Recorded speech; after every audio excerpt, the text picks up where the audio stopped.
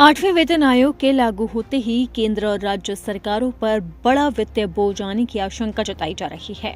आयोग का गठन हो चुका है और इसके टर्म ऑफ रेफरेंस को मंजूरी मिल गई। अब कर्मचारी और पेंशनर्स इसके लागू होने का इंतजार कर रहे हैं। प्रक्रिया के अनुसार रिपोर्ट तैयार होगी, फिर मंत्रियों का समूह उसकी समीक्षा करेगा और उसके बाद ये सिफारिशें केंद्र सरकार के पास अंतिम निर्णय के लिए भेजी जाएंगी। एक्सपर्ट्स के मुताबिक पूरा प्रोसेस 2 से 3 साल तक चल सकता है।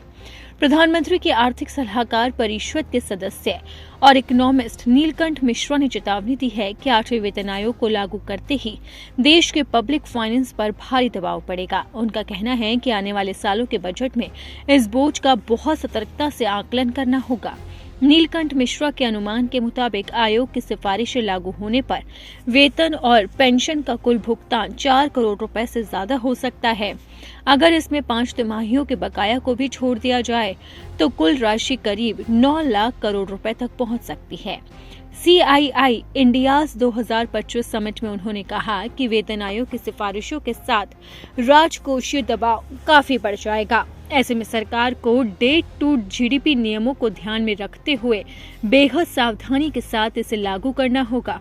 ये चेतावनी ऐसे समय में आई है जब भारत वित्त वर्ष 2027 से डेट GDP ट्रेजरी फ्रेमवर्क में बदलाव की तैयारी कर रहा है। मिश्रा का कहना है कि अभी देश की अर्थव्यवस्था में कम महंगाई दर के कारण अतिरिक्त क्षमता मौजूद है, लेकिन 8वें वेतन आयोग का भारी खर्च सरकार की ट्रेजरी टाइटेनिक की गुंजाइश को सीमित कर सकता है। TOR जारी होने के बाद यूनियन ने शिकायत की थी कि उसमें पेंशन संशोधन का साफ जिक्र नहीं है। इससे ये चिंता बढ़ गई थी कि कहीं पेंशन को आयोग के दायरे से बाहर तो नहीं कर दिया गया।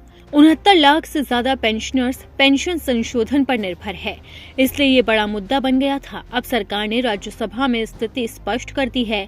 फाइनेंस राज्य मंत्री पंकज चौधरी ने बताया कि 8वां वेतन आयोग सैलरी, भत्ते और पेंशन तीनों पर सिफारिश करेगा, यानी कि पेंशन संशोधन आयोग के दायरे में ही रहेगा। वित्त मंत्रालय ने यह भी साफ किया है कि महंगाई भत्ता यानी कि DA या महंगाई राहत यानी कि DR को मूल वेतन में मिलाने का अभी कोई प्रस्ताव नहीं है। इसे नवंबर से जारी भ्रम अब दूर होने की भी उम्मीद है, यानी कि 8वें वेतन आयोग पर अब सरकार ने स्थिति साफ कर दी है। लेकिन एक्सपर्ट्स ने भी सरकार को चेता दिया है कि अगर 8वां वेतन आयोग लागू होता है तो सरकार पे इसका काफी बोझ पड़ेगा। तो अब ऐसे में देखना होगा कि इसका असर क्या होता है।